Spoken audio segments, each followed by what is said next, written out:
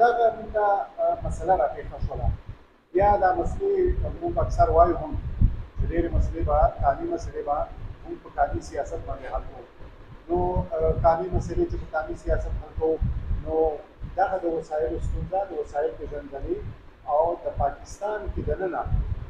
دا کوم پښتون قوم به دا وسایل په کوم انداز کې مخې ته راوړي او څنګه پېژني، نو دا مسله هم راپېښه شوه. یو تاسو ته معلوم دی په اتلسم ترمیم کې دا مسله داسې ځای ته راغله چې په آئین کې څه کېښودل شول. په آئین کې د دې مطابق مکمل ډیټیل، مکمل قانون او دا مخې ته راغی او د دې په بنیاد باندې یا دلته چې کوم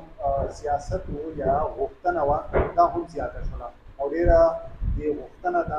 یو ژبه ورکړې شوه. مطلب هغه آئیني ژبه هم وه، اخلاقي ژبه هم وه، هغه غوښتنې طریقه، هغه ډیمانډس جوړولو هغه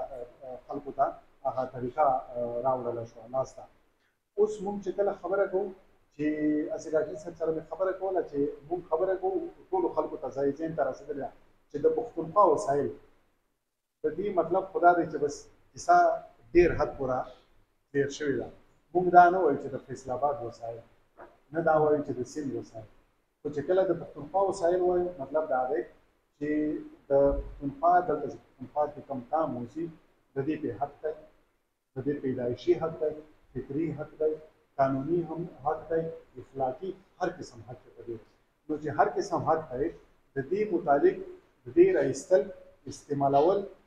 یا چې کوم په فیډریشن کې اوسو، په پاکستان کې چې کوم اوسو، نو په دې فیډریشن کې د دې په بنیاد باندې معاملات چې دي، مثلا څومره ورکول دي، څومره خپل استعمالول دي، دغه ټول شی هم بیا د دې سره تړلی. د دې مطلب دی دې کام ته راغی، په پښتونخوا کې چې څوک اوسي دی ته راغی.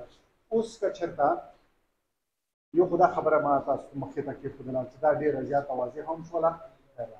خیر راغلی، واضحه هم شوله او نور واضحه کول ضروري دي. په دې خبره په دې باندې ځان پوهول دي چې موږ وایو چې د پښتونخوا وسایل د دې مطلب څه دی، د دې آئیني مطلب څه دی، په دې فیډریشن کې چې موږ اوسو د دې فطري مطلب څه دی، د دې بیا اخلاقي مطلب څه دی، د دې هر قسم یا قانونه چې چېرته ډېر قانونه اوسي لکه په پاکستان کې پښتانه، پنجابي، سراکي، بلوچ، مختلف قانونه چې اوسي، څو نومونه مې ما پرېښي دي، نو د مختلف قومونه اوسي، په دې منځ کې چې کوم اخلاقیات، چې کوم قانون آئین جوړ کړی دی د دې په بنیاد باندې به دا څه وي، نو دا پېژندګلي ده. بله خبره دلته ډېره مهمه ده، زه تړمه د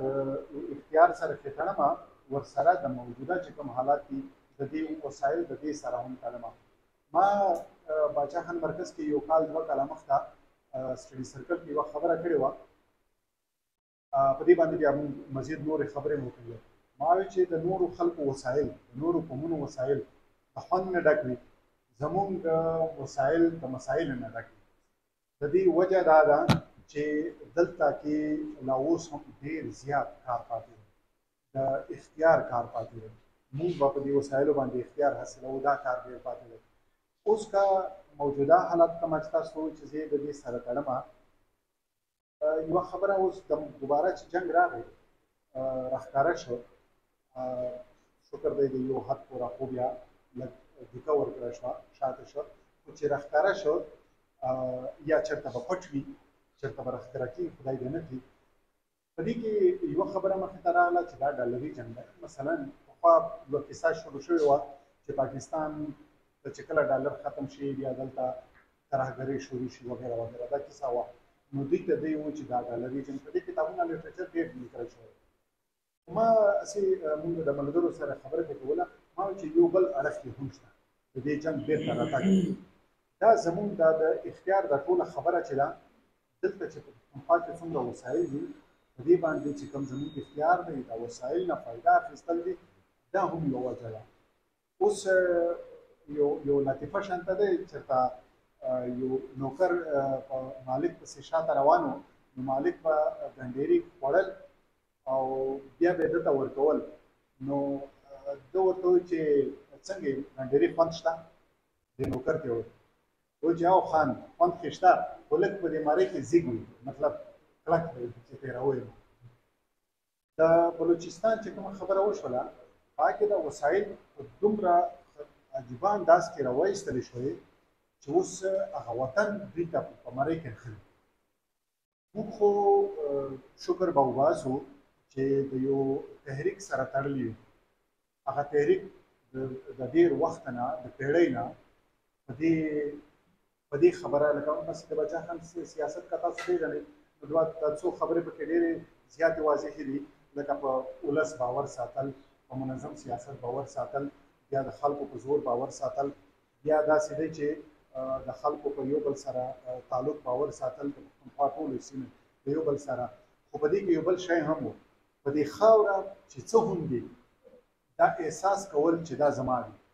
دا هم د باچا خان د سیاست یا د باچا خان د ټول تعلیم دا ډېر بنیادي نقطه هم وه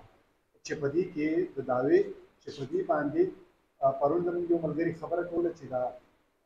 د چارسادي سپلای برانډ چې دی دا د باچا خان د وجې ده دا څه داسې خبره نه وه چې دا چېرته د برانډ امبیسډر و وجه دا وه چې دا د سیاست حصه وه چې په دې پښتونخوا کې څه هم دي دا پېژندګلي او د دې کلیم کول چې دا زما دی او بیا چې څوک هم د چا حکومت وي د چا ریاست وي دوی ته وینا کول چې و دا زما دی او د دې زما سره به خبره کوي نو د باچا خان سیاست ما تاسو ته وویل چې زموږ د وطن به په مرۍ کې نښلي نه هغه حالت ته به یې نه رسوو په دې نه مخته موږ آیني ترمیمونه وکړل اتلسم آیني ترمیمونه وکړل چې دغه ټول شی داسې نه شي چې د وطن دومره خراب شي چې په مرۍ کې نښلي او د دې نه چې کوم وسایل پراته دي په دې باندې موږ واپس هغه کلیم راواخلو او دا مخې ته بوځو د کوم د وطن په ترقۍ په خوشحالۍ کې راولو دا زموږ نن موضوع ده زه چونکې همیشه دپاره کوشش کوم چې زه لږ خبرې وکړم نو بیا ډاکټر صاحب د موضوع مختلف پهلو چې دي دا لږ وسپړي ستاسو مخې ته کېږي او بیا هغه خبرې وکړو خو په نننۍ چې کومه غونډه ده په دې کې ښه خبره دا ده چې زموږ سره نور مشران داسې دي که نه چې دا ما چې کومې خبرې وکړو په دې باندې عمر یې تېر کړی او په دې باندې خبرې هم کړي دي او د مشرانو سره په دې باندې یو قسم ډایلاګ کړي دي یو قسم روزنه یې کړې ده د مشرانو نو زه یو مشر راوغواړم او بیا به ډاکټر صاحب راوغواړم بیا به ستاسو سوالونه جوابونه یا تاسو چې کومه خبره وي دا به مخې ته راشي زه اوس دعوت ورکوم دلته زموږ سره ناست دی انعام خان صاحب چې د سعودي د ANP صدر هم دی او دلته زموږ سره نن موجود دی ستاسو سره به د دې موضوع متعلق څه خبرې وکړو